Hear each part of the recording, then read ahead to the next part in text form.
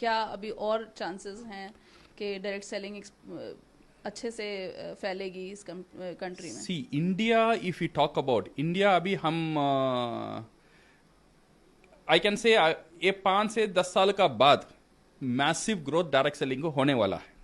Because जैसे मैंने बोला था फेसेस, इंडिया में जब 2000 लास्ट 1990s में जब नेटवर्क मार्केटिंग शुरू हुआ था, वो एक इंट्रोडक्शन फेज था। राइट। जब वो इंट्रोडक्शन फेज था, देन पीपल उसका ऊपर डाउट कर रहे थे ये चलेगा या नहीं चलेगा। वो फेज से भी ये नेटवर्क, ये हमारा डायरेक्ट सेलिंग इंडस्ट्री गुजरा था।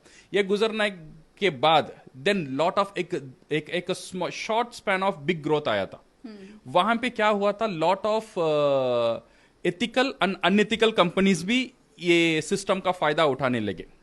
देन क्या हुआ, लोग इसका ऊपर शक करने लगे। We call it sceptical face, एक डाउटफुल फेस। ये जो सिस्टम है सही सिस्टम है या गलत सिस्टम है? बिकॉज इसमें कुछ कंपनी अच्छे कंपनीज आ गए, कुछ कंपनी गलत कंपनीज भी आ गए।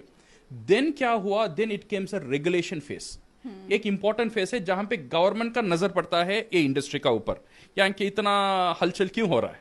ओके, सो देन गवर्नमेंट क्या करता है, इसका ऊपर रूल्स एंड रेगुलेशन लेकर आता है to protect the citizen and also the consumer. जैसा इंडिया में भी हुआ था इन 2021-22 में हुआ था, 21 में हुआ था। ओके, देन उसका बाद अभी क्या होगा, कंसोलिडेशन होगा।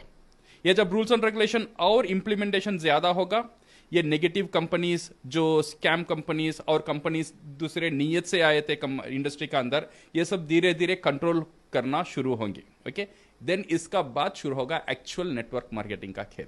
तो अभी हमें एक्चुअल नेटवर्क मार्केटिंग देखना बाकी है। देखना बाकी है अभी कंसोलिडेशन फेज में। है। ये बड़ा, बहुत बड़ा एक अपॉर्चुनिटी है इंडिया के लिए। इंडिया का जो नेटवर्क मार्केटिंग का जो फेज आएगा ना, what we talk about America, it's number 1, जहां हम इतने, बट यू सी अमेरिका में पॉपुलेशन कितना है और इंडिया में पॉपुलेशन कितना है। ये इंडस्ट्री बना हुआ है लोगों के लिए, where the population is more, it's bound to grow.